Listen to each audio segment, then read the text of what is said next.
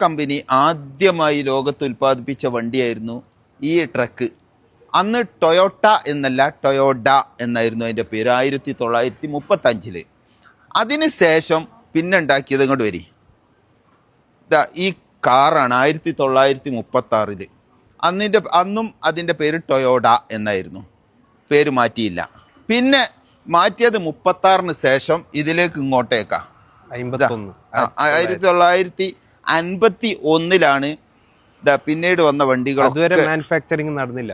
അതുവരെ ഒരു കാറുകളൊന്നും ഉണ്ടാക്കിയിട്ടില്ല. ഉണ്ടാക്കിയത് 51. 51 ശേഷം ഇങ്ങോട്ട് വരും, പിന്നെയാണ് ചരിത്രം.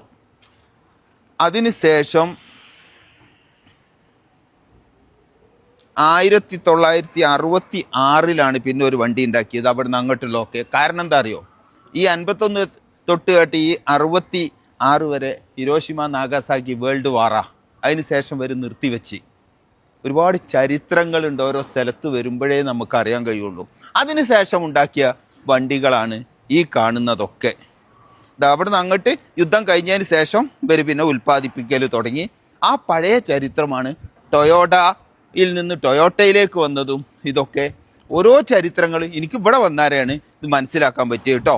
ടൊയോട്ടയുടെ ഓരോ കാലഘട്ടങ്ങളിലെ മോഡൽ അങ്ങ് പരിചയപ്പെടുത്തിയ കേട്ടോ. ഇത് 1950 കാലങ്ങളിലെ മോഡലുകളാണ് ഇവിടെ പ്രദർശിപ്പിക്കുന്നത്. അതിൻ്റെ ഒന്നുകൂടെ ഈ ഭാഗത്തു 1950 ജപ്പാൻ ടെക്നോളജി കേട്ടോ.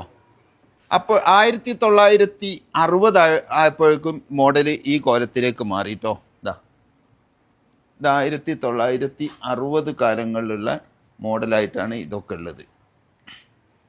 ഇങ്ങോട്ടേക്ക് 60 ആയപ്പോഴേക്കും ഈ കോലത്തിലേക്കായി മാറി. 1970 ആയപ്പോഴേക്കും എൻജിനും മാറി, വണ്ടിൻ്റെ ഷേപ്പ് ഏകദേശം ഈ രൂപത്തിലേക്ക് അതായി മാറി. ഇത് 70 മോഡലാണ്.